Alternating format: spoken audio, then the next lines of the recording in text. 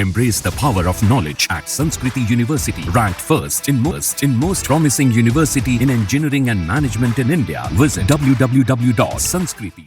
जो इवॉल्व हुआ है सिविलाइजेशन, उसको कैसे देखती हैं प्राचीन भारत से अभी तक?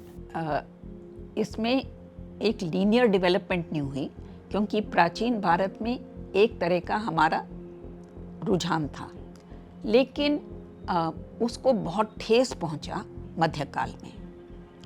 अब मैं ये आपके दर्शकों को बताना चाह रही हूँ कि ये नहीं है कि प्राचीन भारत में हमने विदेशी राजा और राज्य नहीं देखा।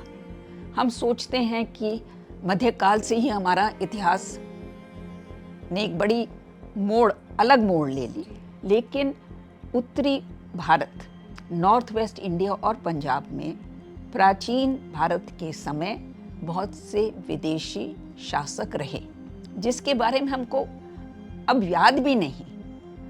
क्यों हमको याद नहीं? क्यों ये है कि हम मध्यकाल में जो आक्रमण हुए उनको हम याद रखते हैं अब भी, और प्राचीन भारत में जो आक्रमण हुए उनका हमको कोई याद नहीं है। क्योंकि प्राचीन भारत में जिसने भी आक्रमण किया उसने इस समाज की, इस देश की धार्मिक, सामाजिक तौर तरीके सब अपनाए। कोई शिव भक्त हो गए, कोई विष्णु भक्त हो गए, कोई बौद्ध हो गए।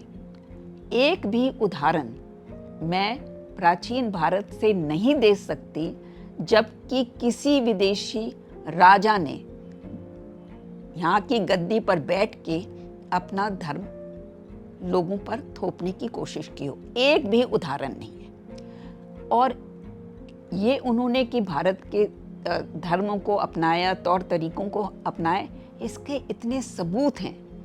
एक तो उनके सिक्के हैं हमारे पास, तो सिक्के कोई शिव की नाम पे है, कोई बुद्ध के नाम पे है, और लिखा हुआ है कि भाई ये ये जो सबूत है, इसको आप इग्नोर नहीं कर सकते।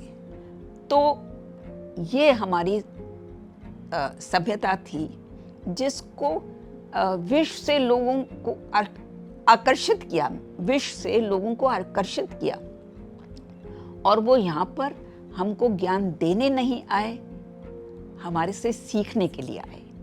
एक उदाहरण मैं दूंगी, जैसे कि बच्चे स्कूल में पाइथागोरस थ्योरम पढ़ते हैं। वो आज भी हमको याद है पाइथागोरस थ्योरम, हम भूल गए वो था क्या, लेकिन पाइथागोरस थ्योरम का नाम हमको याद है। और अभी भी पाइथागोरस अपने थ्योरम से प्रसिद्ध हैं।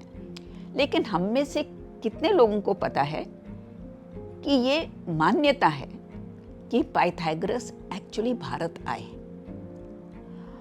और भारत आए और जब अपने वतन या देश वापस गए तो उन्होंने वहाँ पे किस नीति की बात की? उन्होंने theory of transmigration. Theory of transmigration ये है कि जब कोई मनुष्य मरता है उसकी आत्मा दूसरे शरीर में चली जाती है।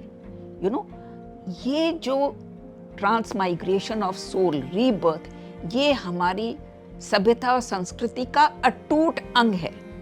अभी भी आप किसी से भी पूछ लीजिए, वो कहेंगे अगले जन्म में हो जाएगा।